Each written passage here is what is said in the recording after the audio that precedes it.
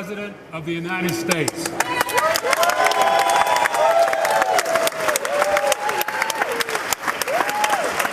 I'd like to flag.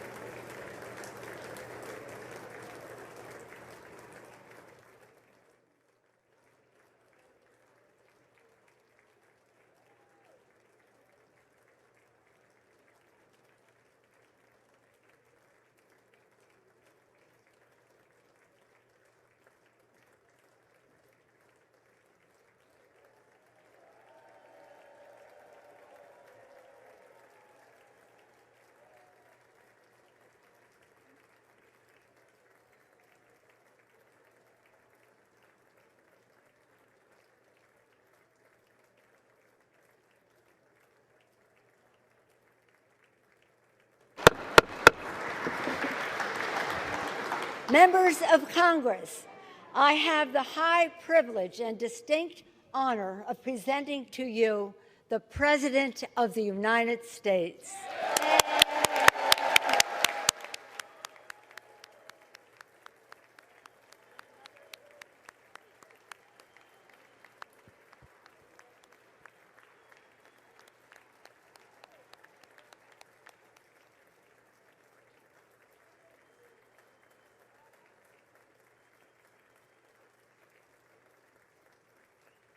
Thank you, thank you.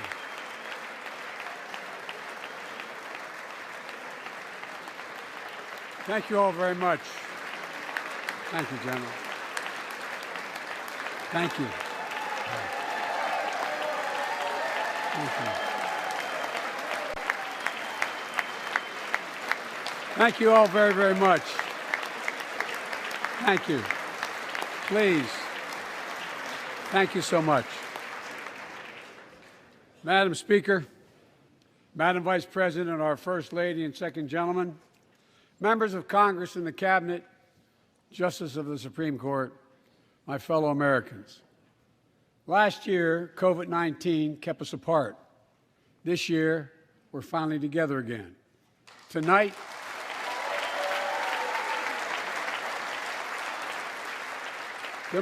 we meet as Democrats, Republicans, and Independents, but most importantly, as Americans, with the duty to one another, to America, to the American people, to the Constitution, and an unwavering resolve that freedom will always triumph over tyranny.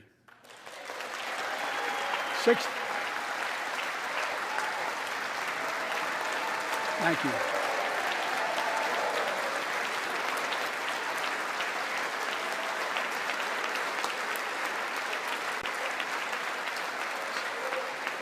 6 days ago, Russia's Vladimir Putin sought to shake the very foundations of the free world, thinking he could make it bend to his menacing ways. But he badly miscalculated. He thought he could roll into Ukraine and the world would roll over. Instead, he met with a wall of strength he never anticipated or imagined. He met the Ukrainian people.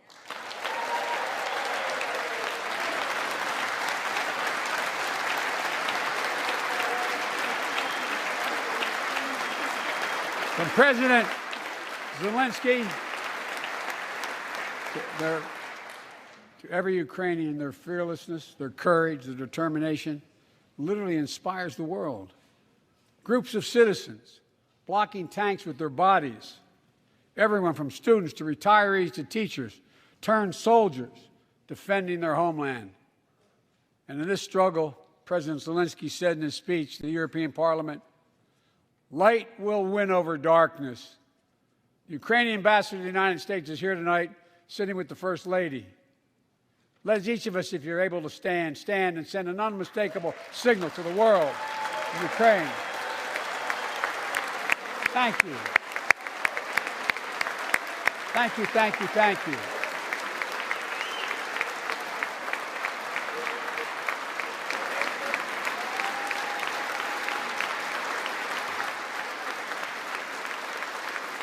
She's bright, she's strong, and she's resolved.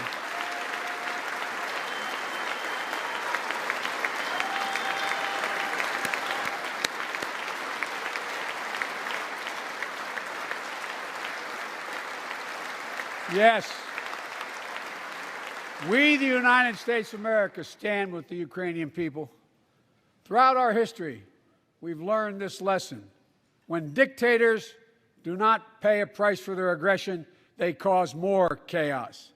They keep moving, and the cost, the threats to America and America to the world keeps rising. That's why the NATO alliance was created, to secure peace and stability in Europe after World War II.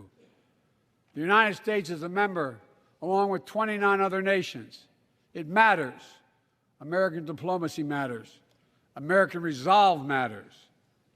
Putin's latest attack on Ukraine was premeditated and totally unprovoked.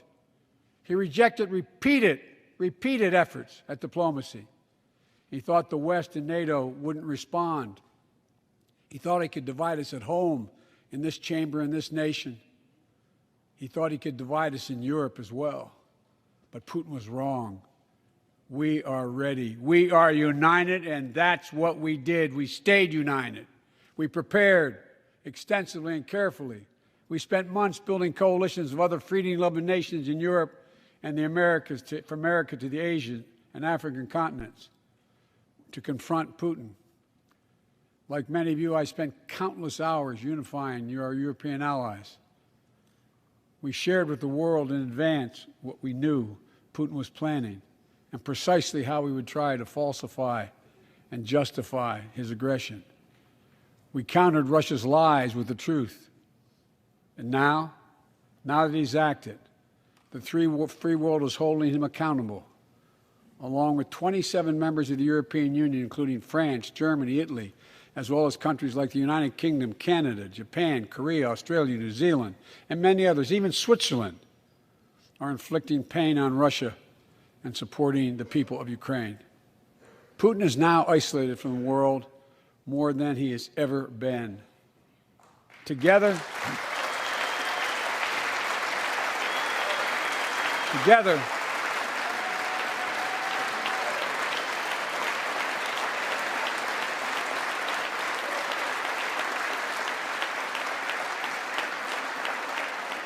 along with our allies, we are right now enforcing powerful economic sanctions. We're cutting off Russia's largest banks from the international financial system, preventing Russia's central bank from defending the Russian ruble, making Putin's $630 billion war fund worthless. We're choking Russia's access. To technology that will sap its economic strength and weaken its military for years to come. Tonight, I say to the Russian oligarchs and the corrupt leaders who bilked billions of dollars off this violent regime, no more. The United States, I mean it.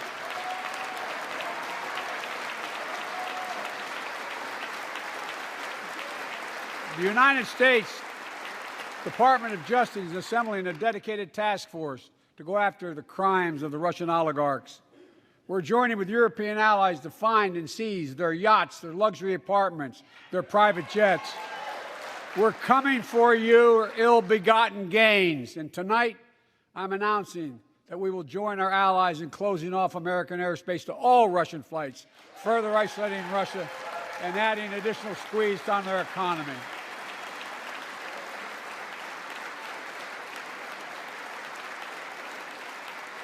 He has no idea what's coming. The ruble has already lost 30% of its value. The Russian stock market has lost 40% of its value, and trading remains suspended. The Russian economy is reeling, and Putin alone is the one to blame. Together with our allies, we're providing support to the Ukrainians in their fight for freedom. Military assistance, economic assistance, humanitarian assistance. We're giving more than $1 billion of direct assistance to Ukraine, and will continue to aid the Ukrainian people as they defend their country and help ease their suffering.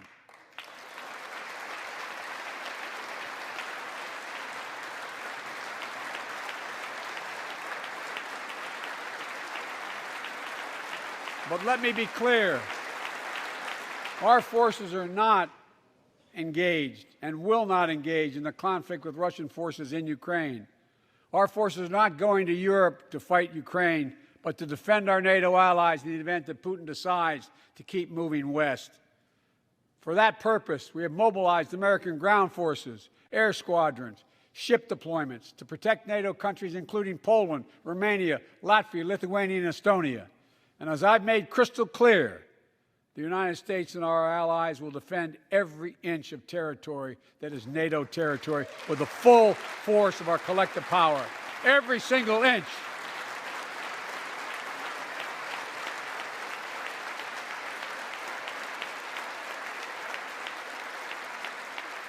And we're clear-eyed. The Ukrainians are fighting back with pure courage. But the next few days, weeks, and months will be hard on them. Putin has unleashed violence and chaos. But while he may make gains on the battlefield, he'll pay a continuing high price over the long run. And a pound of Ukrainian people, the proud, proud people, pound for pound, ready to fight with every inch of energy they have. They've known 30 years of independence, have repeatedly shown that they will not tolerate anyone who tries to take their country backwards. To all Americans, I'll be honest with you, as I always promised I would be. A Russian dictator invading a foreign country has cost around the world. And I'm taking robust action to make sure the pain of our sanctions is targeted at the Russian economy, and that we use every tool at our disposal to protect American businesses and consumers. Tonight, I can announce the United States has worked with 30 other countries to release 60 million barrels of oil from reserves around the world. America will lead that effort, releasing 30 million barrels of our own strategic petroleum reserve. And we stand ready to do more if necessary, united with our allies. These steps will help blunt gas prices here at home, but I know news about what's happening can seem alarming to all Americans. But I want you to know we're going to be okay. We're going to be okay. When the history of this era is written, Putin's war in Ukraine will have left Russia weaker and the rest of the world stronger. While it shouldn't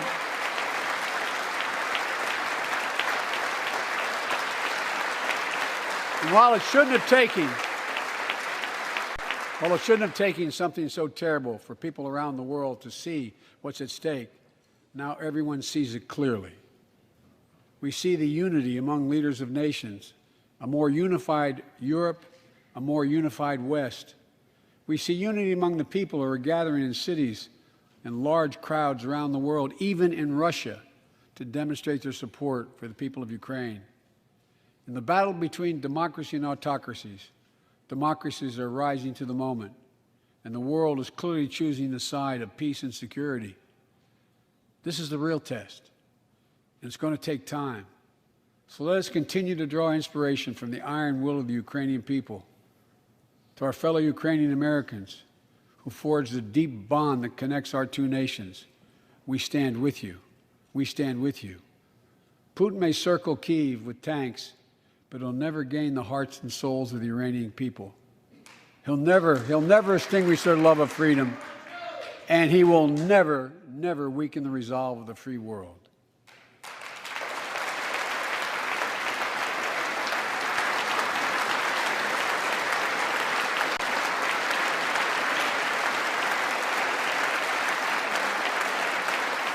We meet tonight in an America that has lived through two of the hardest years this nation has ever faced. The pandemic has been punishing, and so many families are living paycheck to paycheck, struggling to keep up with the rising cost of food, gas, housing, and so much more. I understand, like many of you did. My dad had to leave his home in Scranton, Pennsylvania to find work. So like many of you, I grew up in a family when the price of food went up, it was felt throughout the family. It had an impact.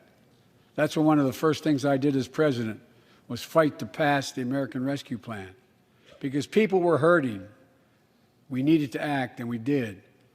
Few pieces of legislation have done more at a critical moment in our history to lift us out of a crisis. It fueled our efforts to vaccinate the nation and combat COVID-19. Delivered immediate economic relief to tens of millions of Americans. It helped put food on the table. Remember those long lines of cars waiting for hours just to get a box of food put in their trunk. It cut the cost of health care insurance. And as my dad used to say, it gave the people just a little bit of breathing room. Unlike the $2 trillion tax cut passed in the previous administration that benefited the top 1% of Americans, the American Rescue Plan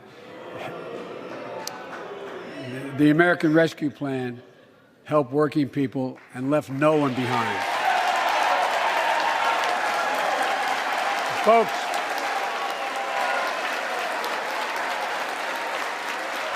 and it worked.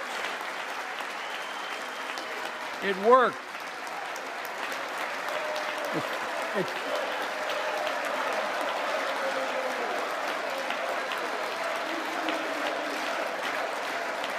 It worked.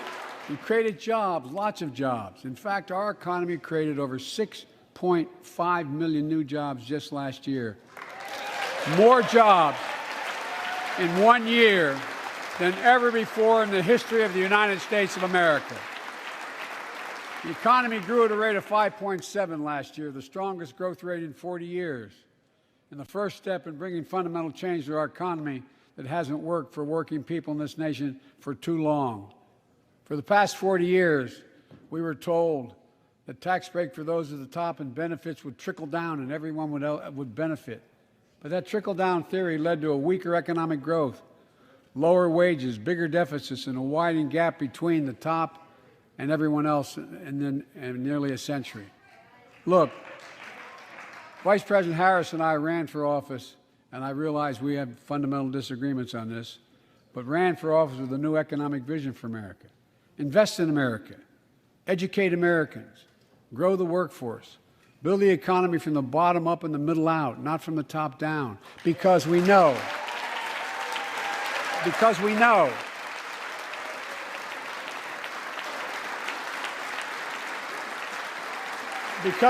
when the middle class grows, the poor have a way up and the wealthy do very well. America used to have the best roads, bridges, and airports on earth, and now our infrastructure is ranked 13th in the world. We won't be able to compete for the jobs of the 21st century if we don't fix it. That's why it was so important to pass the bipartisan infrastructure law. And I thank my Republican friends who joined to invest and rebuild America, the single biggest investment in history. It was a bipartisan effort, and I want to thank the members of both parties who worked to make it happen. We're done talking about infrastructure weeks. We're now talking about an infrastructure decade. And look, it's going to transform America, to put us on a path to win the economic competition of the 21st century that we face with the rest of the world, particularly China.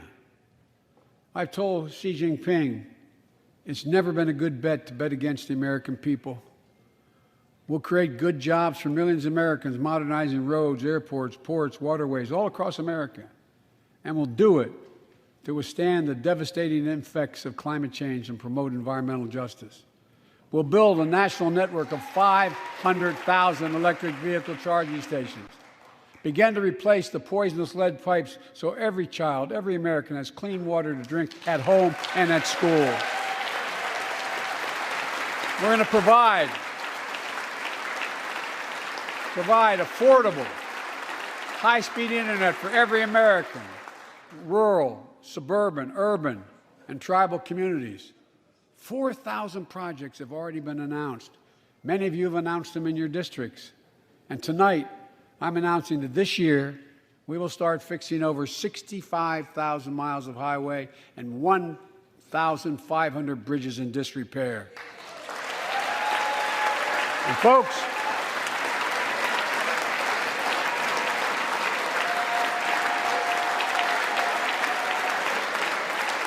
when we use taxpayers' dollars to rebuild America, we're going to do it by buying America. Buy American products. Support American jobs. The federal government spends about $600 billion a year to keep this country safe and secure. There's been a law on the books for almost a century to make sure taxpayers' dollars support American jobs and businesses. Every administration, Democrat and Republican, says they'll do it, but we're actually doing it. We'll buy America to make sure everything from the deck of an aircraft carrier to the steel on highway guardrails is made in America from beginning to end. All of it. All of it.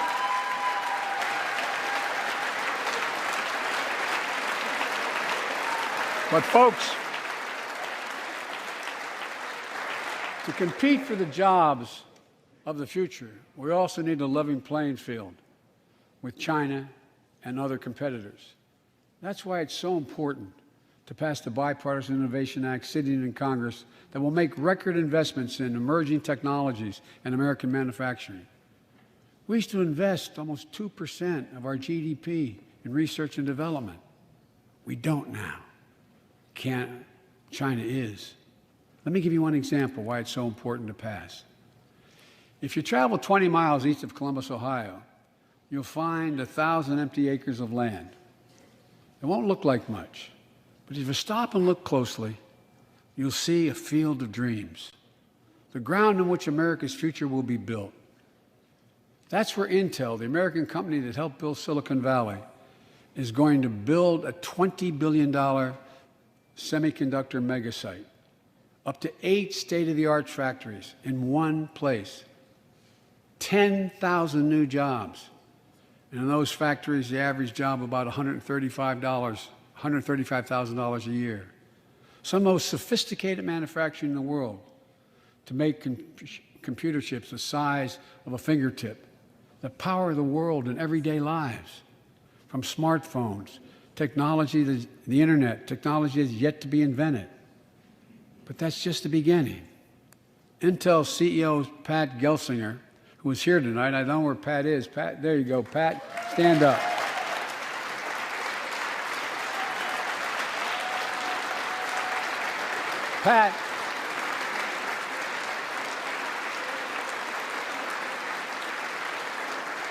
Pat came to see me, and he told me they're ready to increase their investment from $20 billion to $100 billion. That would be the biggest investment in manufacturing in American history. And all they're waiting for is for you to pass this bill. So let's not wait any longer. Send it to my desk. I'll sign it. And we'll really take off in a big way. And folks, Intel is not alone. There's something happening in America. Just look around and you'll see an amazing story. The rebirth of pride that comes from stamping products made in America. The revitalization of American manufacturing. Companies are choosing to build new factories here when just a few years ago they would have gone overseas. That's what's happening. Ford is investing $11 billion in electric vehicles, creating 11,000 jobs across the country. GM is making the largest investment in its history, $7 billion to build electric vehicles, creating 4,000 jobs in Michigan. All told, 369,000 new manufacturing jobs were created in America last year alone. Folks,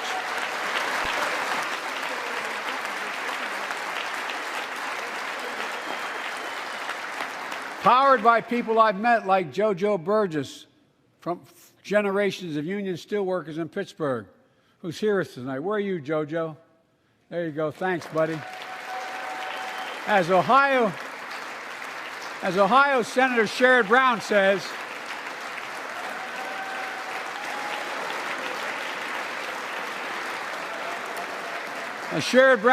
it's time to bury the label Rust Belt. It's time to see what used to be called the Rust Belt become the home of a significant resurgence of manufacturing.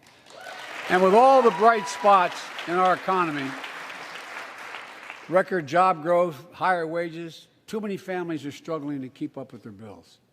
Inflation is robbing them of gains they thought otherwise they would be able to feel. I get it. That's why my top priority is getting prices under control. Look, our economy roared back faster than almost anyone predicted, but the pandemic meant that businesses had a hard time hiring enough people because of the pandemic to keep up production in their factories. So you didn't have people making those beams that went into buildings because they were out. The factory was closed. The panic also disrupted the global supply chain. Factories close. When that happens, it takes longer to make goods and get them to the warehouses, to the stores, and prices go up. Look at cars last year. 1/3 of all the inflation was because of automobile sales. There weren't enough semiconductors to make all the cars that people wanted to buy. And guess what? Prices of automobiles went way up, especially used vehicles as well. And so we have a choice. One way to fight inflation is to drive down wages and make Americans poorer. I think I have a better idea to fight inflation. Lower your costs, not your wages. Folks,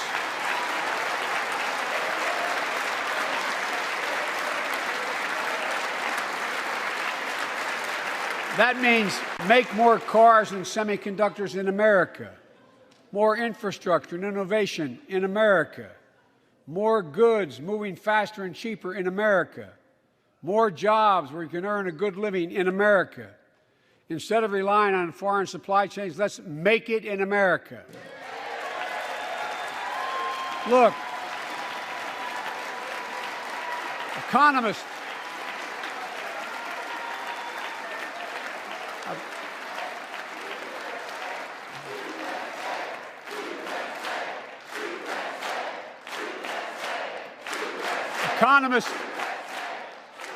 call this increasing the productive capacity of our economy. I call it building a better America. My plan to fight inflation will lower your costs and lower the deficit. 17 Nobel laureates in economics said my plan will ease long-term inflationary pressures.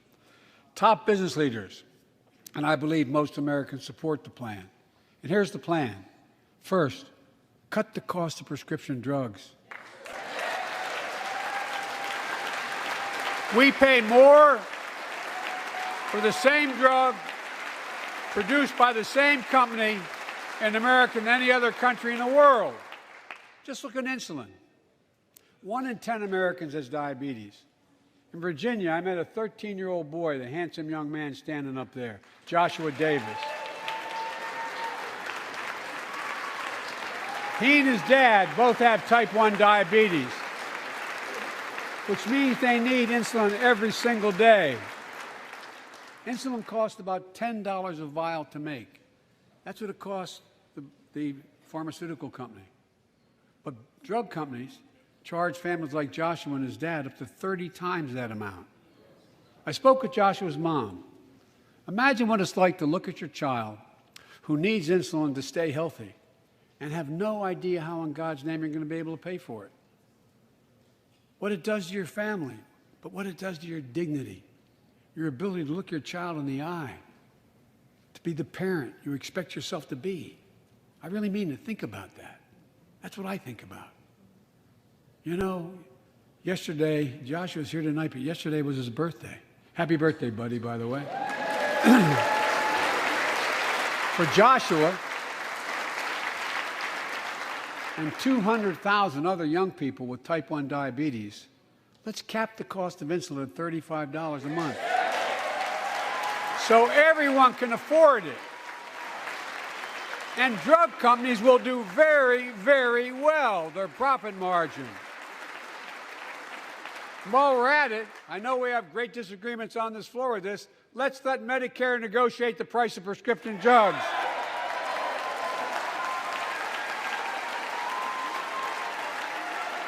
They already set the price for VA drugs. Look, the American Rescue Plan is helping millions of families with Affordable Care Act plans to save them $2,400 a year on their health premiums. Let's close the coverage gap and make these savings permanent. And second, let's cut energy costs for families, an average of $500 a year by combating climate change. Let's provide an investment tax credits to weatherize your home and your business, to be energy efficient and get a tax credit for it. Double America's clean energy production in solar, wind, and so much more. Lower the price of electric vehicles, saving another $80 a month that you're not going to have to pay at the pump. Folks,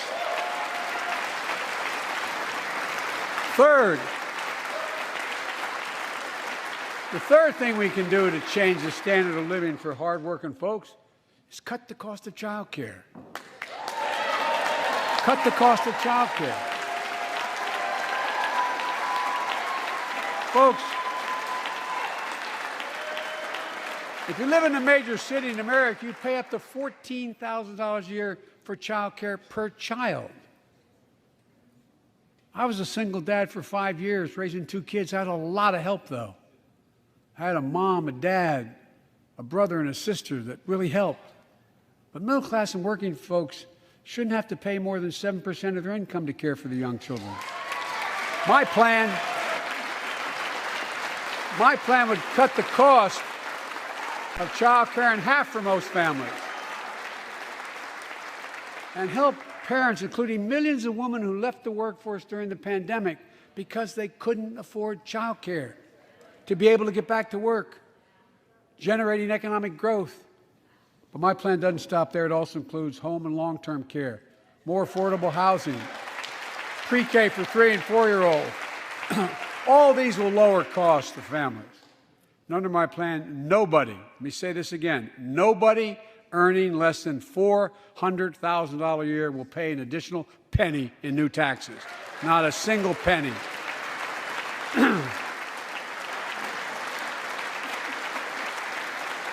I may be wrong, but my guess is if we took a secret ballot in this floor, that we'd all agree that the present tax system ain't fair. We have to fix it. I'm not looking to punish anybody, but let's make corporations and wealthy Americans start paying their fair share. Look, last year,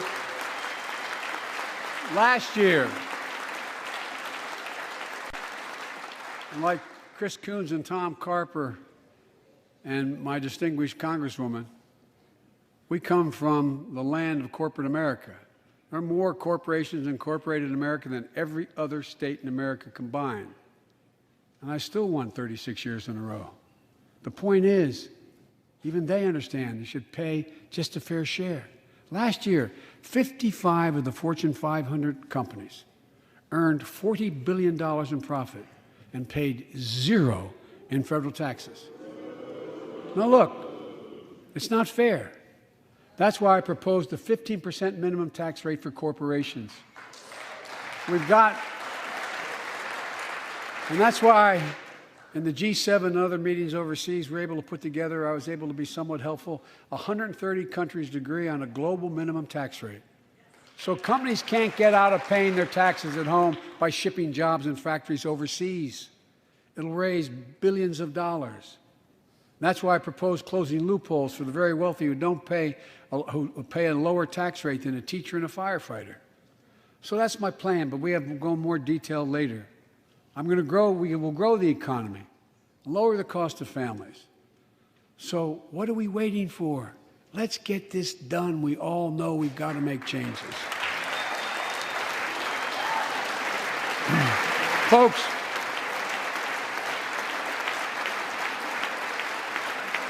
and while you're at it, confirm my nominees for the Federal Reserve, which plays a critical role in fighting inflation.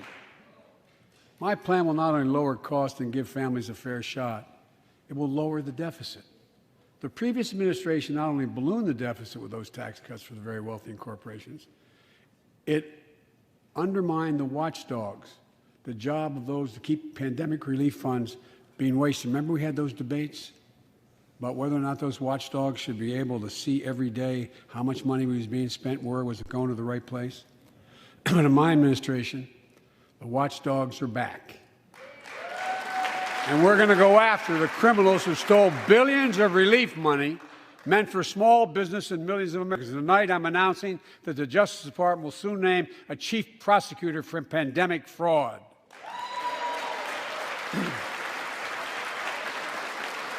And look,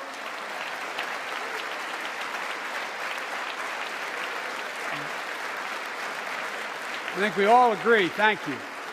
By the end of this year, the deficit will be down to less than half of what it was before I took office. The only president ever to cut the deficit by more than $1 trillion in a single year. Lowering your cost also meant demanding more competition.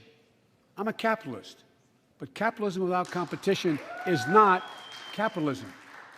Capitalism without competition is exploitation. It drives up profits. And corporations have to compete. Their profits go up and your prices go up when they don't have to compete. Small businesses and family farmers and ranchers, I need not tell some of my Republican friends from those states. Guess what? You got 4 basic meat packing facilities. That's it. You play with them or you don't get to play at all. And you pay a hell of a lot more. A hell of a lot more because there's only 4. See what's happening with ocean carriers moving goods in and out of America. During the pandemic, about half a dozen or less foreign-owned companies raised prices by as much as 1,000% and made record profits. Tonight, I'm announcing a crackdown on those companies overcharging American businesses and consumers. And folks,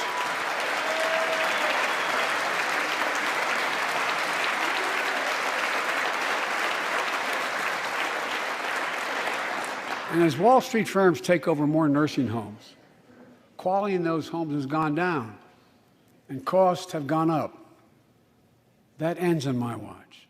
Medicare is going to set higher standards for nursing homes and make sure your loved ones get the care they deserve and that they inspect and they will look at closely. We're also going to cut costs to keep the economy going strong and giving workers a fair shot, provide more training and apprenticeships, hire them based on skills, not just their degrees. Let's pass the Paycheck Fairness Act and paid leave. Raise the minimum wage to $15 an hour and extend the child tax credit so no one has to raise a family in poverty. Let's increase Pell Grants, increase our historic support for HBCUs, and invest in what Jill, our First Lady who teaches full-time, calls America's best-kept secret, community colleges. Look, let's pass the PRO Act. When a majority of workers want to form a union, they shouldn't be able to be stopped. When we invest in our workers and we build an economy from the bottom up and the middle out together, we can do something we haven't done in a long time, build a better America. For more than 2 years, COVID has impacted every decision in our lives and the life of this nation. And I know you're tired, frustrated, and exhausted.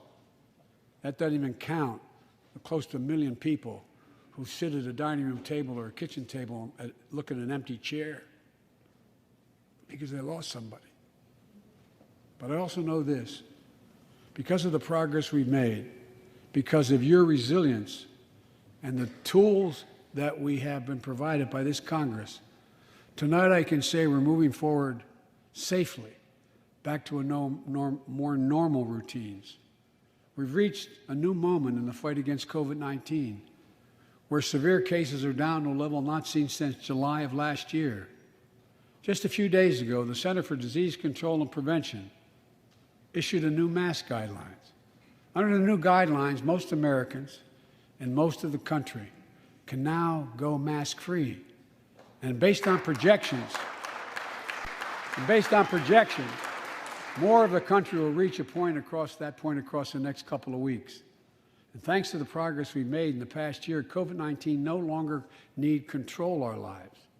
I know some are talking about living with COVID-19, but tonight I say that we never will just accept living with COVID-19.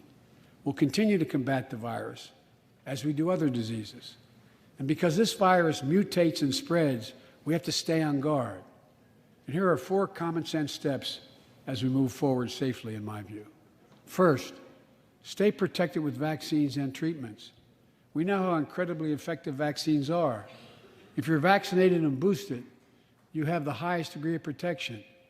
We'll never give up on vaccinating more Americans. Now, I know parents with kids under 5 are eager to see their vaccines authorized for their children. Scientists are working hard to get that done. We'll be ready with plenty of vaccines if and when they do. We're all ready. We are also ready with antiviral treatments. If you get COVID-19, the Pfizer pill reduces your chances of ending up in the hospital by 90%. I've ordered more pills than anyone in the world has. Pfizer is working overtime to get us 1 million pills this month and more than double that next month. And now we're launching the Test to Treat initiative, so people can get tested at a pharmacy, and if they prove positive, receive the antiviral pills on the spot at no cost. Folks, if you're immunocompromised or have some other vulnerability, we have treatments and free high-quality masks. We're leaving no one behind or ignoring anyone's needs as we move forward. On testing, we've made hundreds of millions of tests available, and you can order them for free to your doorstep. And we've already ordered free tests. If you already ordered free tests tonight, I'm announcing you can order another group of tests. Go to covidtest.gov starting next week, and you can get more tests. Second, we must prepare for new variants. Over the past, we've gotten much better at detecting new variants. If necessary, we'll be able to develop new vaccines within 100 days instead of maybe months or years. And if Congress provides the funds we need, we'll have new stockpiles of tests, masks, pills ready if needed. I can't promise a new variant won't come, but I can promise you we'll do everything within our power to be ready if it does. Third,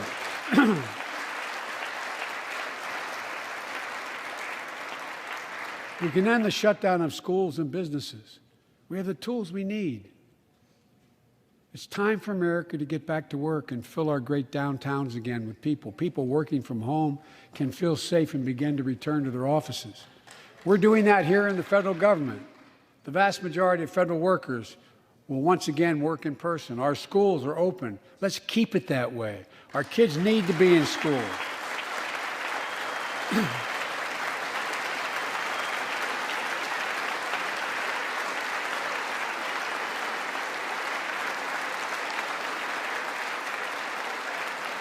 With 75% of adult Americans fully vaccinated and hospitalizations down by 77%, most Americans can remove their masks and stay in the classroom and move forward safely. We achieved this because we provided free vaccines, treatments, tests, and masks. Of course, continuing this costs money, so I'll not surprise you. I'll be back to see you all. And I'm going to soon send a request to Congress. The vast majority of Americans have used these tools and may want again. We may need them again. So I expect Congress, and I hope you'll pass that quickly. Fourth, we'll continue vaccinating the world. We've sent 475 million vaccine doses to 112 countries, more than any nation on earth. We won't stop because you can't build a wall high enough to keep out a vaccine. The vaccine can stop the spread of these diseases. You know, we've lost so much in COVID-19, time with one another. The worst of all, the loss of life. Let's use this moment to reset. So stop looking at COVID as a partisan dividing line. See it for what it is, a god-awful disease. Let's stop seeing each other as enemies and start seeing each other for who we are, fellow Americans. Look,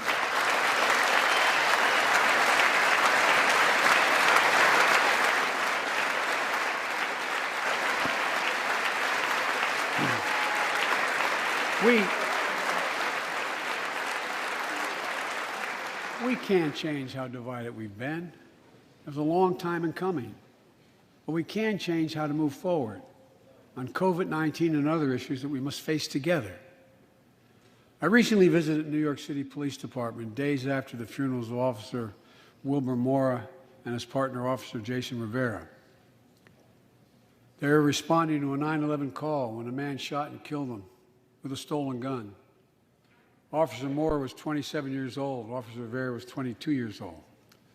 Both Dominican Americans who grew up in the same streets that they later chose to patrol as police officers. I spoke with their families, and I told them that we were forever in debt for their sacrifices and will carry on their mission to restore the trust and safety of every community deserves. Like some of you that have been around for a while, I've worked with you on these issues for a long time. I know what works. Investigating crime prevention and community policing, cops who walk the beat, who know the neighborhood, and who can restore trust and safety. Let's not abandon our streets or choose between safety and equal justice. Let's come together and protect our communities, restore trust, and hold law enforcement accountable. That's why the Justice Department has required body cameras, banned chokeholds, and restricted no-knock warrants for its officers. That's why the American Rescue Plan that you all provided $350 billion that cities, states, and counties can use to hire more police, invest in more proven strategies.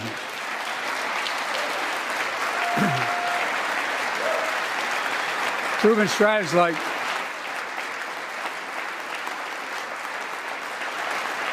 strategies like community violence interruption, trusted messengers, breaking the cycle of violence and trauma, and giving young people some hope. We should all agree the answer is not to defund the police. It's to fund the police. Fund them. Fund them.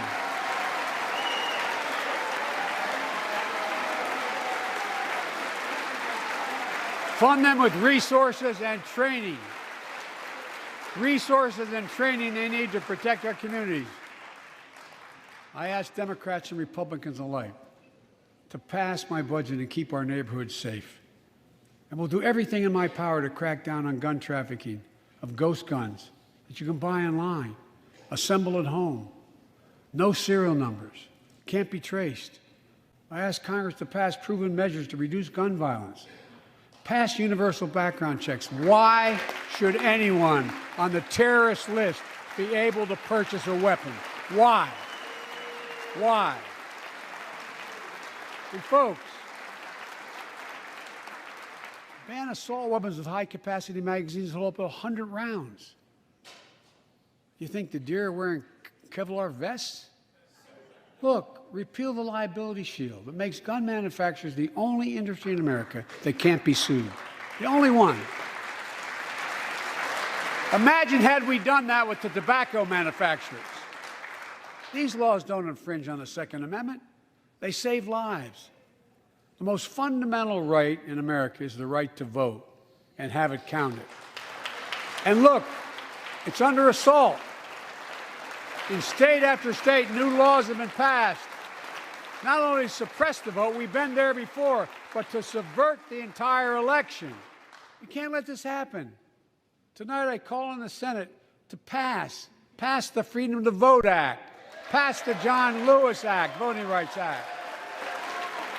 And while you're at it, pass the Disclose Act so Americans know who's funding our elections. Look, tonight, I'd like to honor someone who dedicated his life to serve this country. Justice Breyer, an Army veteran, constitutional scholar, retiring Justice of the United States Supreme Court. Justice Breyer, thank you for your service. Thank you, thank you, thank you. I mean it. Get up, stand, let them see you. Thank you.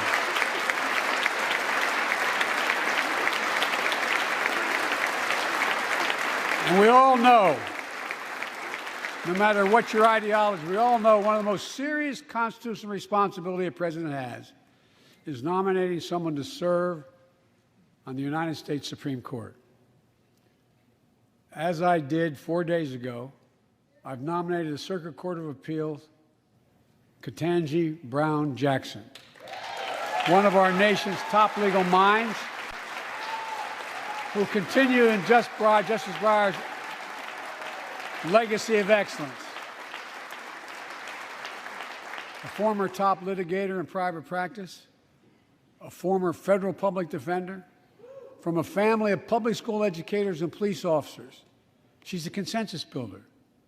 Since she's been nominated, she's received a broad range of support, including the Fraternal Order of Police and former judges supported by Democrats and Republicans.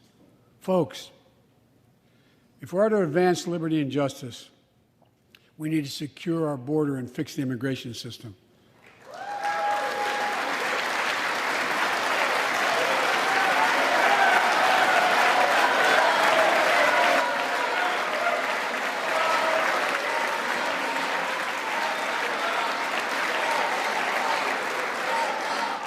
And as you might guess, I think we can do both.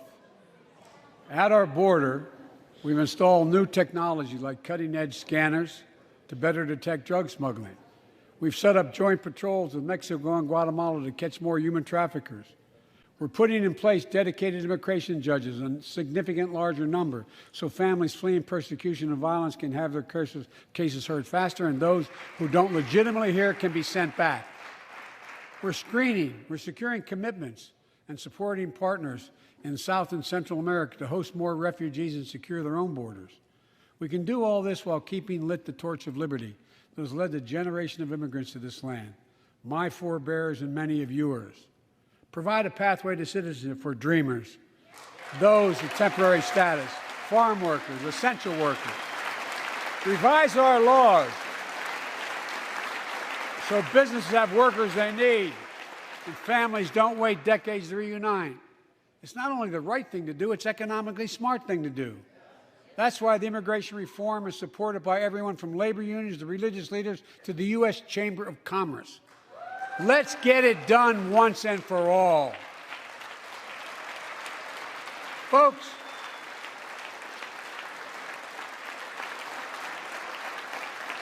advancing liberty and justice also requires protecting the rights of women. The constitutional right affirmed by Roe v. Wade, standing precedent for half a century, is under attack as never before.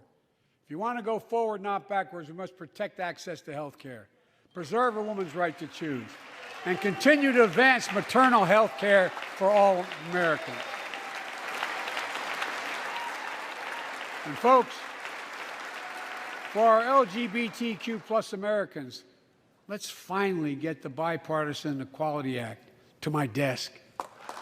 The onslaught of state laws targeting transgender Americans and their families, it's simply wrong. And I said last year, especially to our younger transgender Americans, I'll always have your back as your president so you can be yourself and reach your God-given potential. Folks,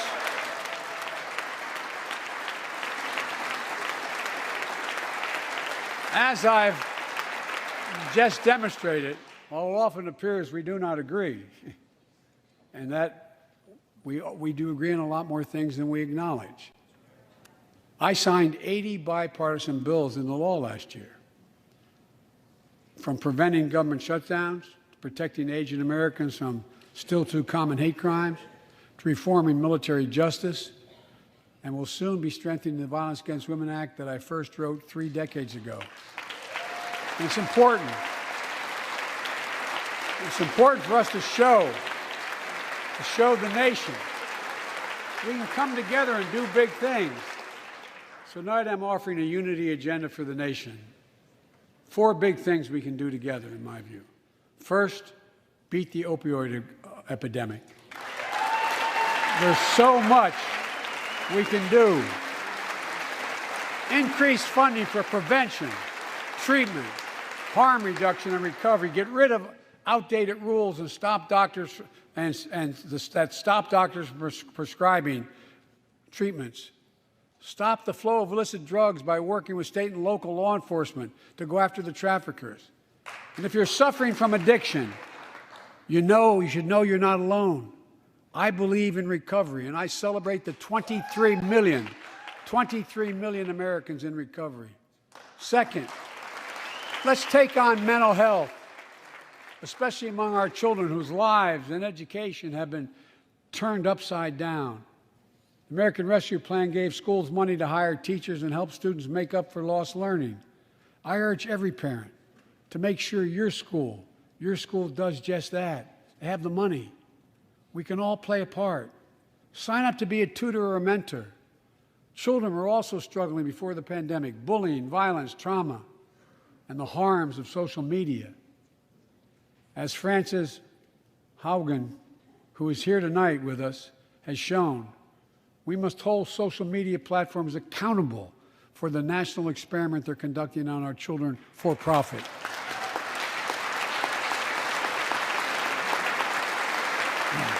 Folks, thank you. Thank you for the courage you showed. It's time to strengthen privacy protections, ban targeted advertising to children, demand tech companies stop collecting personal data on our children, and let's get all Americans the mental health services they need.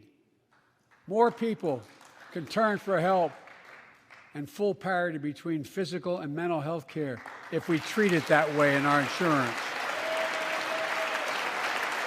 Look,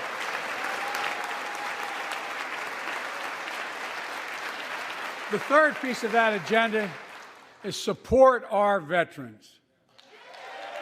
Veterans are the backbone and the spine of this country. They're the best of us.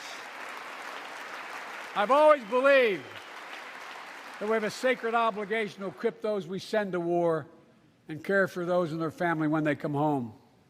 My administration is providing assistance in job training, housing, and now helping lower-income veterans get VA care debt-free. And our troops in Iraq and Afghanistan have faced many dangers, one being stationed at bases breathing in toxic smoke from burn pits. Many of you have been there. I've been in and out of Iraq and Afghanistan over 40 times.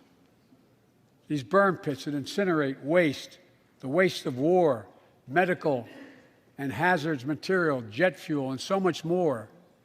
And they come home, many of the world's fittest and best trained warriors in the world. Never the same. Headaches, numbness, dizziness.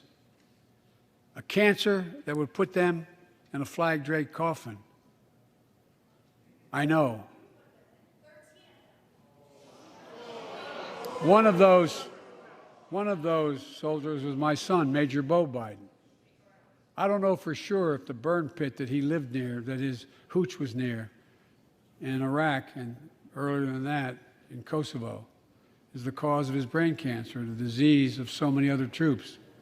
But I am committed to find out everything we can, committed to military families like Danielle Robinson from Ohio, the widow of Sergeant First Class Heath Robinson. He was born a soldier, Army National Guard, combat medic in Kosovo and Iraq, stationed near Baghdad, just yards from burn pits the size of football fields. Danielle is here with us tonight. They love going to Ohio State football games.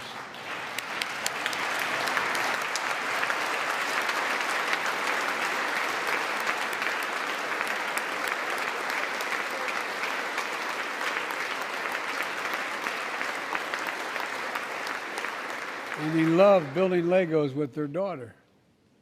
But cancer from prolonged exposure to burn pits ravaged Heath's lungs and body.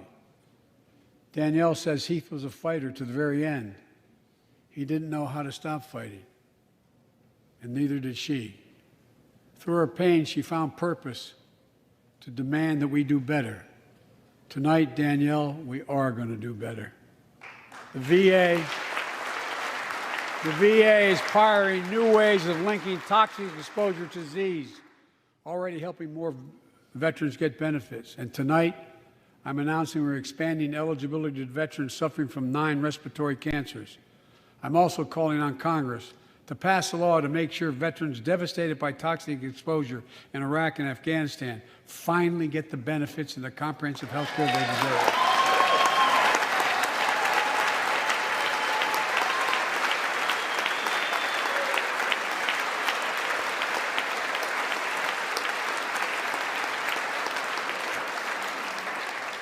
And fourth and last, let's end cancer as we know it. This is personal.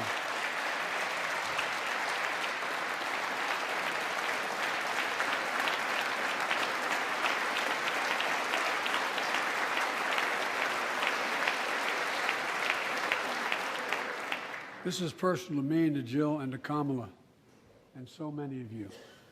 So many of you have lost someone you love. Husband, wife, son, daughter, mom, dad. Cancer is the #2 cause of death in America, second only to heart disease. Last month, I announced the plan to supercharge the cancer moonshot that President Obama asked me to lead 6 years ago. Our goal is to cut cancer death rates by at least 50% over the next 25 years, and I think we can do better than that. Turn cancers from death sentences into treatable diseases. More support for patients and their families. To get there, I call on Congress to fund what I called ARPA-H, Advanced Research Projects Agency for Health, patterned after DARPA and the Defense Department, projects that led in DARPA to the internet, GPS, and so much more that make our forces more safer and be able to wage war with more clarity. ARPA will have a singular purpose: to drive breakthroughs in cancer, Alzheimer's and diabetes, and more. A unity agenda for the nation. We can do these things. It's within our power, and I don't see a partisan edge to any one of those 4 things. My fellow Americans, tonight, we've gathered in this sacred space, a citadel of democracy, in this Capitol. Generation after generation of Americans have debated great questions, amid great strife, and have done great things. We fought for freedom, expanded liberty, debated totalitarianism and terror. We built the strongest, freest, and most prosperous nation the world has ever known. Now is the hour, our moment of responsibility, our test of resolve and conscience, of history itself. It is in this moment that our character of this generation is formed. Our purpose is found. Our future is forged. Well, I know this nation. We'll meet the test, protect freedom and liberty, expand fairness and opportunity, and we will save democracy. As hard as those times have been, I'm more optimistic about America today than I've been my whole life, because I see the future that's within our grasp, because I know there's simply nothing beyond our capacity. We're the only nation on earth that has always turned every crisis we faced into an opportunity. The only nation that can be defined by a single word: possibilities. So on this night, on our 245th year as a nation, I've come to report on the state of the nation, the State of the Union.